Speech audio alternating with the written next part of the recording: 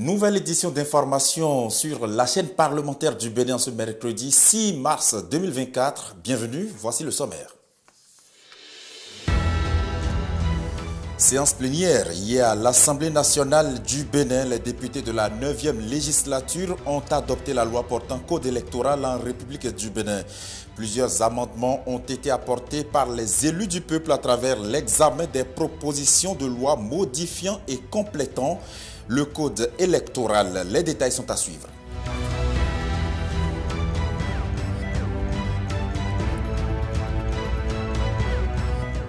C'était déjà légal en France, mais désormais ça devient constitutionnel dans le pays.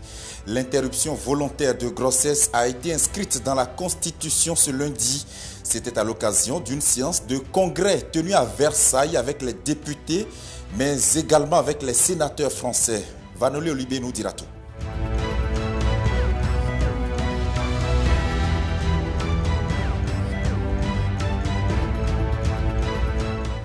Dans le monde parlementaire, il existe une pratique appelée le blocage d'horloge. Les députés ont connu cela à l'occasion de la séance plénière tenue hier au Palais des gouverneurs. Que représente la pratique du blocage d'horloge et quel en est réellement le sens? On en parlera dans notre page magazine.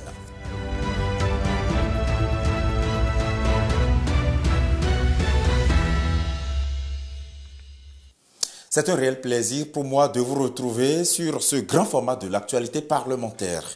Je le disais à l'instant, les députés ont adopté cette nuit une loi modifiant et complétant la loi portant code électoral en République du Bénin. La représentation nationale s'est appuyée sur deux propositions de loi émanant des députés Nathan Deaké et Nourenou Achadé pour apporter des modifications à la loi 2019-43 du 15 novembre 2019 portant code électoral, un texte validé par la majorité des députés présents et représentés. Océane Mousso. Deux propositions de loi modifiant et complément le code électoral en République du Bénin à l'ordre du jour de cette séance plénière. L'une émane de Nathan Deaké du groupe parlementaire Union progressiste Le Renouveau et l'autre provient de Nourenou Achadé du groupe parlementaire Les Démocrates. Deux propositions jumelées et étudiées par la Commission des lois, de l'administration et des droits de l'homme. Les débats en commission se sont cristallisés autour de deux tendances. Pour une première tendance de commissaire, le code électoral de 2019 regorge de clauses chrysogènes telles qu'énumérées dans les motivations de la proposition de loi portée par l'honorable Nourenou Achadé. Pour la seconde tendance de députés, les violences enregistrées à l'occasion des élections de 2019 et de 2021 sont plutôt dues à la non-soumission d'une partie de l'opposition aux textes en vigueur. Ces textes querellés étant les mêmes qui ont permis leur représentation à la mandature en cours à l'Assemblée nationale. Plusieurs aspects des modifications ont suscité de vifs débats. Qui devrait parrainer les candidats à la présidentielle entre les élus sortants et ceux entrant en 2026? Les avis des membres de l'Assemblée nationale sont partagés. Pour les uns de la mouvance, il est primordial de renforcer le système partisan afin de ne pas revenir aux anciennes pratiques avec une pléthore de partis politiques. Je pense que ce qui se passe en ce moment n'est pas mal du tout.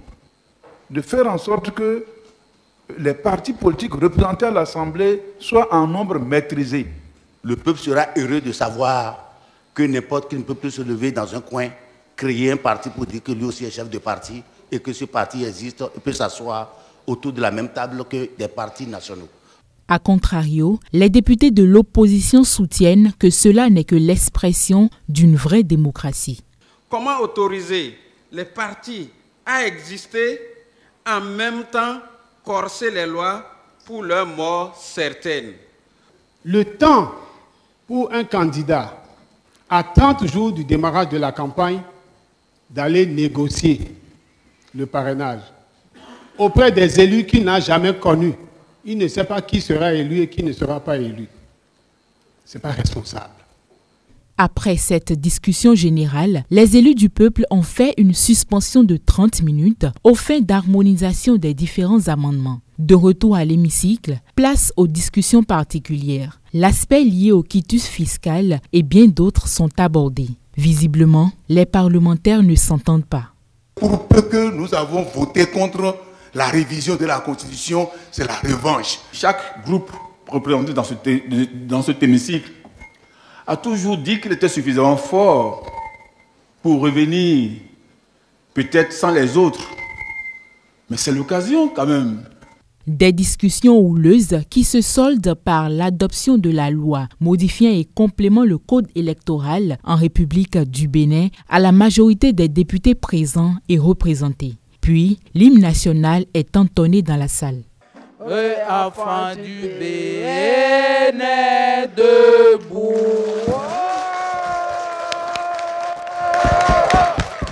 Cette séance plénière aura été la dernière de la première session extraordinaire de l'année 2024. Sur les 12 points initialement inscrits à l'ordre du jour, 5 ont été vidés par la représentation nationale. Les députés pourraient se retrouver pour aborder les points restants à l'occasion d'une autre session prochainement. Mais bien avant le vote, juste avant le débat général, une question préjudicielle a été soulevée par le député Nassirou Arifari Bako sur le processus de relecture du code électoral tel qu'engagé. Une intervention qui en a engendré d'autres dans l'hémicycle avec à la clé des avis divergents. Je vous propose d'écouter quelques-uns dans cette sélection que nous propose Stéphanie Dekwemadora. Il est clair que toutes les dispositions proposées par les deux propositions qui concernent donc la révision, ou du moins la relecture du code électoral, qui vont au-delà de ce qui est demandé, ne devraient pas être prises en considération. Je demande en conséquence l'ajournement du débat. Nous sommes ici pour modifier le code sur notre droit absolu de procéder à la modification du code électoral. Si quelqu'un n'est pas d'accord et qui va dire non, ils ont fait un travail contre le code, ils n'ont pas fait la conformité, ils n'ont pas dit, ils n'ont pas respecté ce que la Cour a dit ou des choses comme ça. On peut, si la Cour refait sa décision pour condamner, nous allons revenir. Mais la question préjudicielle n'a pas d'objet ici. Nous avons eu par le passé beaucoup d'injonctions. Quand on parle d'exhortation, c'est faux. Beaucoup d'injonctions de la Cour constitutionnelle et nous nous sommes limités à ce que la Cour a demandé. On a tout le temps pour revenir à la révision du code électoral. Qu'il y ait décision de la Cour ou pas, l'Assemblée est souveraine et peut, prenant en compte cette décision de la Cour, aller au-delà pour procéder à l'amendement de son code électoral. Donc je ne trouve pas à ce niveau ce qui peut se ressembler à une question préjudicielle au point de demander un ajournement. S'il y a le droit à poser une question préjudicielle, aucune question préjudicielle ne saurait limiter le droit de légiférer du législateur que nous sommes. Ce que nous avons dans le rapport qui nous est présenté, pris à contre-pied les décisions de la Cour sur un certain nombre de points. C'est pourquoi je voudrais supplier l'ensemble de la représentation nationale et vous-même, Monsieur le Président, pour que nous retournons en commission. Premièrement, pour nous assurer que nous sommes restés conformes à la décision de la Cour. Deuxièmement, pour nous assurer que notre droit de légiférer pour améliorer le dispositif, que nous l'avons exercé, que nous l'exerçons. Comme vous le savez, le texte a finalement été adopté par l'ensemble de la représentation nationale. Et juste après cela, le député Éric Ngoundété a donné des explications de vote conformément au règlement intérieur de l'Assemblée nationale. La séance plénière d'hier a également consacré la clôture de la première session extraordinaire de cette année 2024. Stéphanie Dekwemadora. Après 2 semaines d'intenses travaux au sein de l'hémicycle, le maillet du président de l'Assemblée nationale a mis fin à la première session extraordinaire de l'année 2024. La session est clôturée. Cette session extraordinaire demandée par le gouvernement a été marquée par l'examen et l'adoption de plusieurs projets et propositions de loi. Il s'agit de la loi 2024-10 relative au taux d'intérêt légal en République du Bénin, la loi numéro 2024-13 modifiant et complétant la loi numéro 2019-43 du 15 novembre 2019 portant code électoral en République du Bénin. Au cours des travaux législatifs de ces derniers jours au Palais des gouverneurs, toutes les lois n'ont pas rencontré le même succès. L'Assemblée nationale a rejeté, après examen, la prise en considération d'une proposition de loi portant révision de la Constitution de la République du Bénin. Il faut retenir aussi que l'examen du projet de loi relatif à la Commission béninoise des droits de l'homme a été entamé au cours de la même session extraordinaire. Mais avant le regard rétrospectif du président de l'Assemblée nationale, les députés ont adopté la loi modifiant et complétant celle portant code électoral sur initiative du député Natonde Aké. Une fois la proposition adoptée par ses pairs, le président de séance, Louis Bérounou-Vlavonou, a accordé la parole au député Éric Hundete du groupe parlementaire Les Démocrates. Ceci, conformément à l'article 55.5 du règlement intérieur de l'Assemblée nationale. Lorsque l'escroquerie politique, lorsque la pyromanie ont pris le pas sur la nécessaire préservation de la paix, le groupe parlementaire Les Démocrates, les députés Les Démocrates, parti du peuple, ne saurait s'associer à ce qui vient d'être fait dans cet hémicycle. Même si la pratique parlementaire de la notion de l'horloge bloquée a permis aux élus du peuple d'arrêter le temps au Parlement pour voter cette loi ce mardi, le temps hors du Parlement va leur permettre de retourner sur le terrain en attendant qu'il soit rappelé dans les prochains jours pour l'examen des autres points qui sont restés en suspens. Un peu plus tôt dans la matinée d'hier, le président de l'Assemblée nationale a reçu en audience le représentant résident régional du Haut Commissariat des Nations Unies aux droits de l'homme. Robert Kochani est allé échanger avec Louis Bérounou-Vlavonou autour des sujets liés à la promotion des droits de l'homme en vue du renforcement de la collaboration entre les Nations Unies et le Bénin en la matière. Je vous invite à l'écouter à sa sortie d'audience. Le Parlement joue un rôle très important à cet égard. C'est pour cela que je me suis entretenu avec le président. Nous avons passé en revue comment nous, en tant que Nations Unies droits de l'homme, nous pourrons renforcer la collaboration avec le Parlement à travers le renforcement des capacités, à travers la dissémination de la documentation et de l'information, et puis à travers le plaidoyer aussi. J'ai aussi profité de la rencontre pour demander que le président puisse se pencher sur la question des personnes qui se disent spoliées à Tobin. Et c'est une question dont il est très au courant. Et il me dit que les démarches sont en cours afin que si le Parlement peut jouer un rôle, il puisse le faire.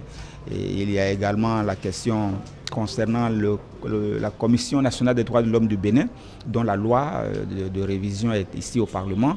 Le président m'a avoué qu'il y a encore du travail à faire à ce niveau, mais que le Parlement est saisi de la question et qu'on espère que bientôt il va y avoir une conclusion. Satisfait et surtout impressionné par le niveau de connaissance que le président a démontré concernant certaines questions des droits de l'homme, et puis surtout par la disponibilité et les bonnes idées qu'il m'a données, y compris par exemple la possibilité de former le caucus des femmes en matière des droits de l'homme, les former, mais aussi former en matière des droits de l'homme les membres du comité, de la sous-commission qui s'occupe des questions des droits de l'homme, et surtout l'ouverture qu'il a manifestée par rapport à son institution vis-à-vis du système des Nations Unies. Il m'a parlé par exemple de l'initiative de la télé et de la radio, et dont il cherche à augmenter la couverture géographique, ce qui me semble noble parce que ce n'est pas normal que les gens puissent capter la radio ici au sud et qu'on ne puisse pas capter ça au nord. Donc, bon, ça n'entre pas directement dans le mandat du Haut Commissariat des Nations Unies aux droits de l'homme, mais notre rôle, comme je vous l'ai dit,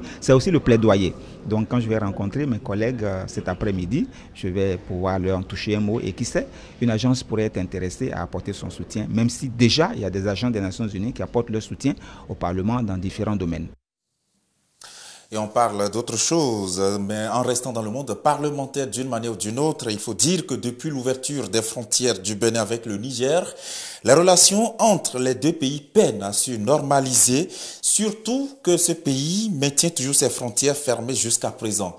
Pendant que les autorités politiques et diplomatiques du Bénin continuent de multiplier leurs actions dans le but de redynamiser les liens avec cet État voisin, les acteurs de la société civile pourraient aussi apporter leur contribution. C'est ce que nous a confié l'ancien député de l'Assemblée nationale, El Hadji Yakou Malé Khossou, sur le sujet. Il était l'invité de Saturne Djossou hier dans l'émission matinale. Suivez. Les gens font 2 à 3 mois avant d'aller... avant d'aller à Niamey, il y a des camions qui sont stationnés depuis 3 mois. Il leur faut des escortes. Parce que les djihadistes sont à côté, ils sont en train de les menacer, dans la mesure où ceux-là, s'ils n'ont pas des agents pour les escorter, il y a des camions qui sont brûlés, il y a des marchandises qui sont volées. Or, si vous quittez ici, au port de Cotonou, avec 5 jours, vous êtes déjà à Niamey. Donc, je dis que bon, les militaires, ils sont dans leurs droits, mais ils n'ont qu'à penser à la population. Maintenant, après l'ouverture des frontières, je peux dire la levée des sanctions, il s'est fait que nos frères nigériens qui sont au pouvoir ont refusé que les frontières soient ouvertes, soient libres de leur côté. On pense aller là-bas, les supplier pour les dire, regardez la souffrance de la population.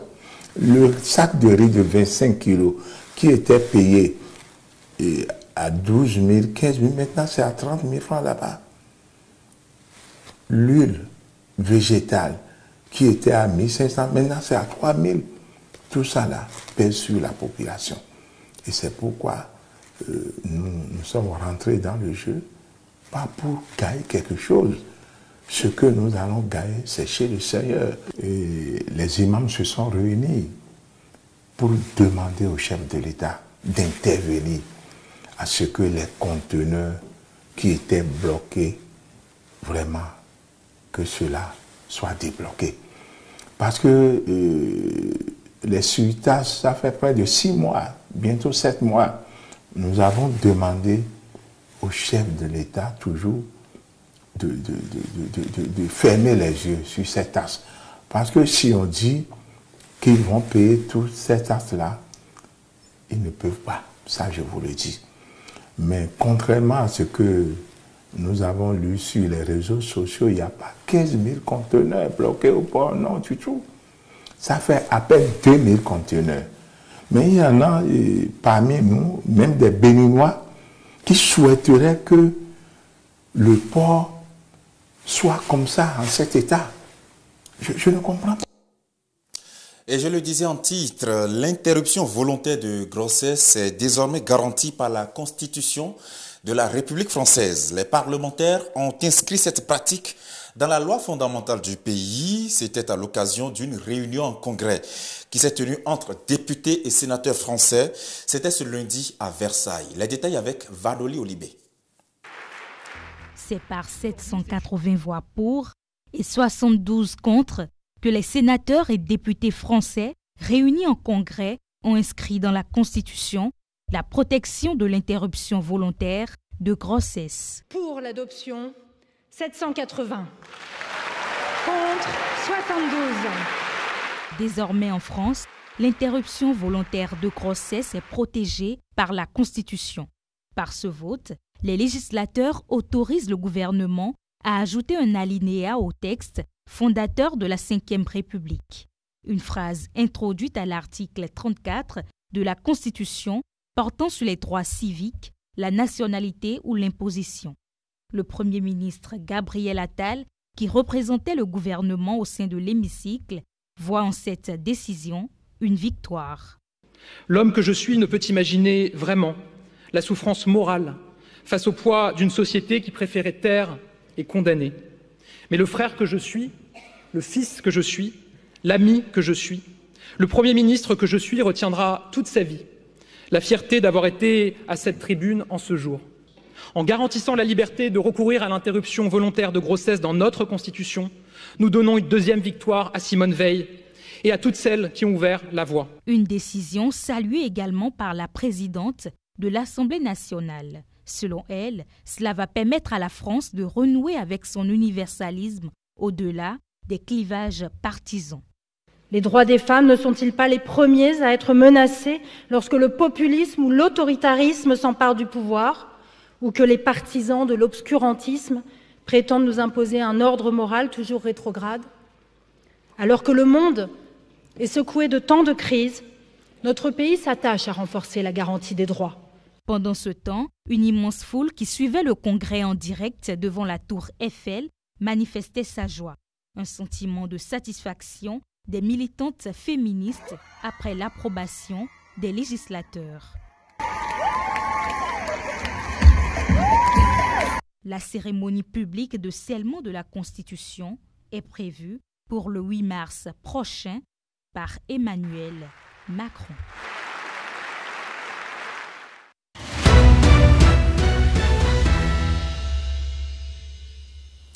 Que nous disent les médias en ce jour? Eh bien, la réponse peut être plus facile à trouver que d'habitude.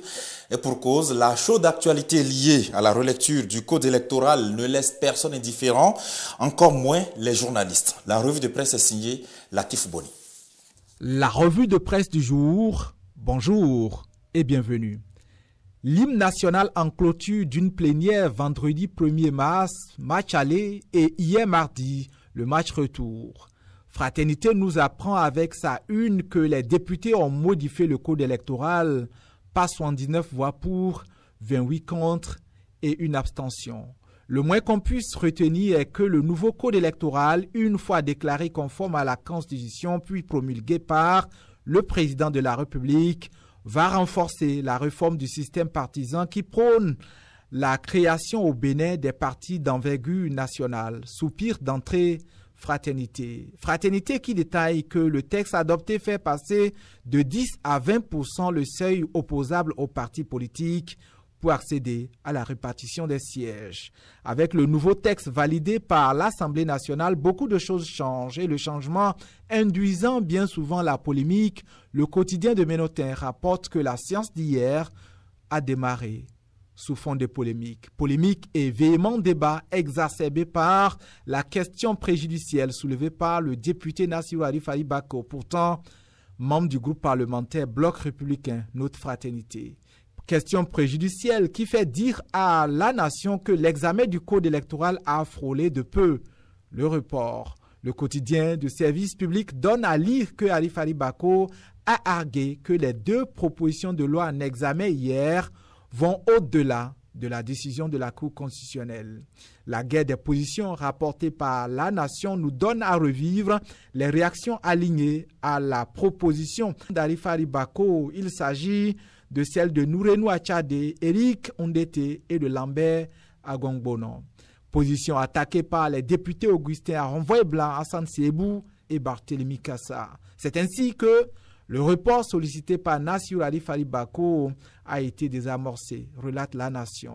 L'événement précis revient sur la même actualité et affirme que l'opposition parlementaire a crié à l'exclusion tandis que les OSC ont exprimé des craintes.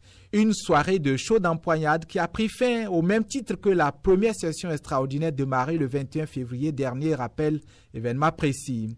Selon le décompte de la rédaction de ce journal, au démarrage, 12 points étaient à l'ordre du jour, alors qu'au total, 6 lois ont pu être votées. Le journal Nord-Sud quotidien est à la frontière Bénin-Niger pour s'interroger sur les petits signaux d'une probable prochaine ouverture des barrières entre les deux pays. Mes confrères ont vu le préfet de la ville de Gaïa au Niger, Bouraïma Seini, effectuer une visite à la frontière entre le Bénin et même visiter le poste de contrôle juste à poser, ainsi que le parc des camions à Bodjekali à Malanville dans le département de la Libori. Ce déplacement du préfet de la ville nigérienne de Gaïa à Malanville au Bénin est perçu par mes confrères de Nord-Sud Quotidien comme étant le deuxième grand signal d'une prochaine fin de la loi des barrières aux frontières des deux pays. L'auteur de l'article rappelle que lundi dernier déjà, une délégation de responsables de la douane nigérienne a effectué une visite au Bénin et que la visite suit toujours son cours. Pour lui, nul doute que ce sont là des signaux forts d'un dégel. La revue de presse, à demain.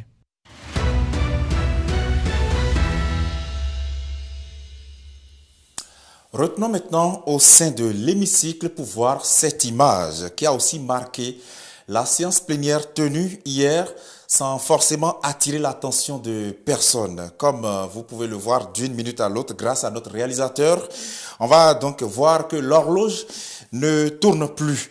Il ne s'agit pas là d'un simple dysfonctionnement de l'appareil, mais plutôt d'un choix opéré à dessein. Dans la pratique parlementaire, cela s'appelle le blocage d'horloge.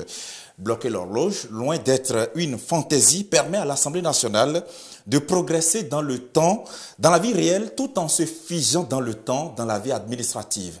Oui, un peu trop compliqué à comprendre, je le sais. Voici les explications terre à terre avec Océane Amosso. Sans retirer de cette horloge, le temps s'arrête au sein de toute l'Assemblée nationale. Le blocage de l'horloge, c'est une pratique parlementaire vieille de plusieurs décennies qui a tout son sens dans le fonctionnement de l'institution qui incarne la représentation nationale. C'est vrai que les députés sont des représentants de la nation et qu'ils ont donc la latitude de discuter de tous les sujets comme il leur semble bon. Par contre, en discutant des sujets, les députés sont insérés dans un temps particulier. Et au nombre de ces temps particuliers, nous avons la période d'examen du budget. Vous savez que tout budget à l'Assemblée nationale doit être examiné, adopté au plus tard le 31 décembre.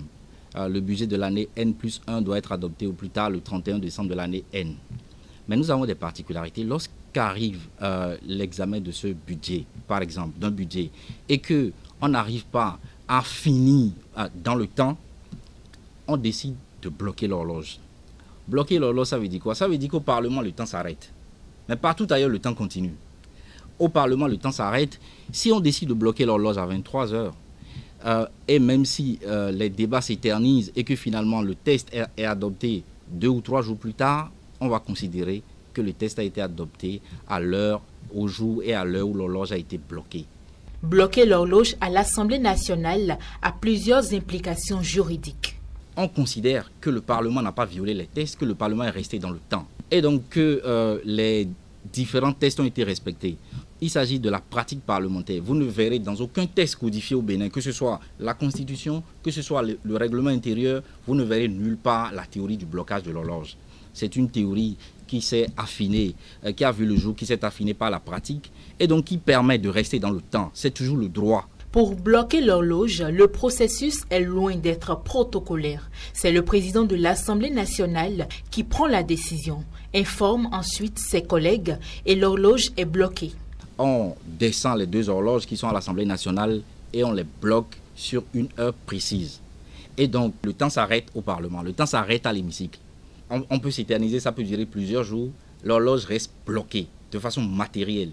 Et une fois que le texte aura été adopté, l'horloge sera débloquée et mise à jour par rapport à l'heure exacte du pays. Plusieurs fois, il m'est arrivé, sur instruction du président de l'Assemblée nationale, d'arrêter l'horloge lors d'un débat.